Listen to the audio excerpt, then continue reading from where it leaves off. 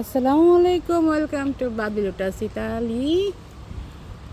এখন আমি যেখানে দাঁড়ায় আছি সেখানে হচ্ছে মোরির একটা ফ্রেন্ডের বাসা।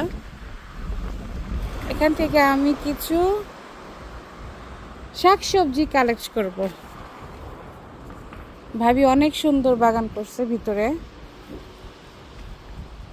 দেখি কি কি আছে আপনাদেরকে দেখাই। এটা হচ্ছে বাইরের সাইড। এদিকে সবাই মোটামুটি নিজেই গাছ টাছ লাগায়, দেশি শাকসবজি, ফল ফ্রুট। আজকে আমি এখান থেকে কিছু লাউ পাতা নিয়ে যাব। পরবর্তীতে আমি এটা দিয়ে কিছু করে আমি একটা ভিডিও দিয়ে দিব। তো ভিডিওটা লম্বা হয়ে যাবে, যে কারণে আমি এটা 2 পার্টে আজকে দিয়ে দিব।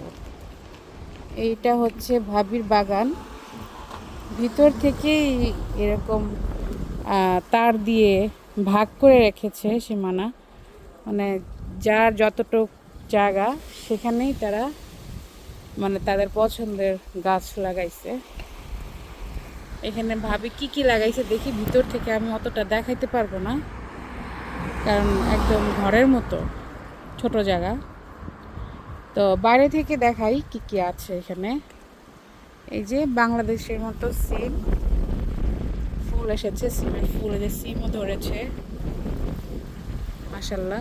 এই যে আরো সিম গাছ লাগিয়েছে, টমেটো গাছ লাগিয়েছে, মিষ্টি কুমড়া গাছ লাগিয়েছে, তারপর লাউ, করলা, এই যে সিম,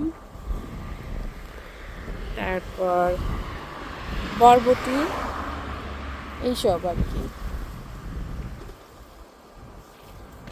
তারপর কিছু ফ্রুট লাগিয়েছে। এই যে একটু আগে আমরা দেখে গিয়েছি অনেকগুলা করলা, ভাবি নিয়ে গিয়েছে ছিঁড়ে। এই যে করলা ঝুলতেছে একদম। আর ভিতরে বিশাল বিশাল মিষ্টি কুমড়া, আমি সেটাও দেখাবো ভিতরে। যে এই যে আমরা বাইরে থেকে পাতাগুলো নিয়ে বিভিন্ন রকমের রেসিপি করেছি, ফ্রেশ একদম, নিজের হাতে করা, শাকটা এরকম নাই।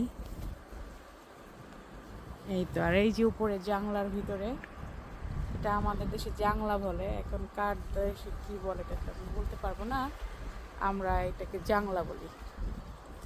তো জাংলার উপরে সিম, মিষ্টি কুমড়া এবং লাউ এগুলা উঠিয়ে দিয়েছে, বরবটিও আছে। ওই যে দেখা যাচ্ছে সিম। আরও উপর থেকে ভাবির এগুলা হারভেস্ট করতেও অনেক পরিশ্রম। আমার খুব ভালো লাগে এগুলা, শাক সবজি, গাছপালা, পশু পাখি, এগুলো আমার অনেক পছন্দ। আমার বারান্দায় আমি চেষ্টা করি নিজের শখ পূরণ করার। এরকম এটাকে এখানে বলে ভিলা বাড়ি, জায়গা সহ বাগান বাড়ি যেটা বলে। খুব কষ্ট। এই তো। তো এইখানে আসলে মন ভালো হয়ে যায়, একদম দেশের মতো। শীতের সকালে মিষ্টি কুমড়ার ফুল, হ্যাঁ ভালোই লাগে দেখতে। এক টুকরো বাংলাদেশ।